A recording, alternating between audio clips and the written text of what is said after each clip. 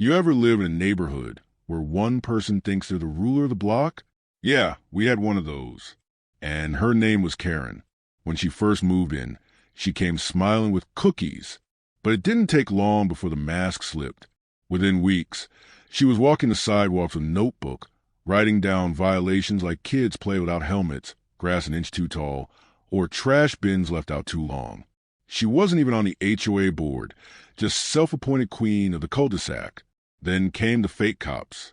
She actually hired two guys with cheap uniforms and shiny badges, parading them around like they were official, threatening families over sheds and basketball hoops. That's when people stopped laughing and started worrying. Her favorite trick? Bright yellow flyers taped to doors, threatening fines for infractions that didn't even exist. Sunflowers too tall, patio chairs too faded, my mailbox 2 inches higher than it should be. It was all nonsense, but neighbors started giving in, afraid of trouble. Until one night, I'd had enough.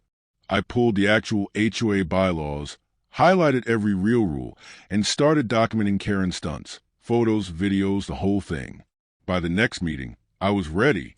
Karen strutted in, folder of evidence in hand, smug as ever.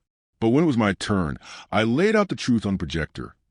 Footage of her trespassing, handing out fake flyers, even posing with her fake cops. And then the bylaws, clear as day, proving everything she claimed was a lie. The room erupted. Neighbors cheered, clapped, and finally stood up to her. The HOA stripped her of any claim to authority. And the cherry on top? Turns out her own shed violated the rules. The same board she tried to hijack, ordered it torn down.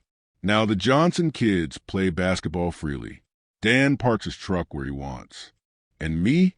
I sip iced tea on my porch, watching Karen march around with her useless notebook, ignored by everyone. That's the thing about bullies. They thrive on fear.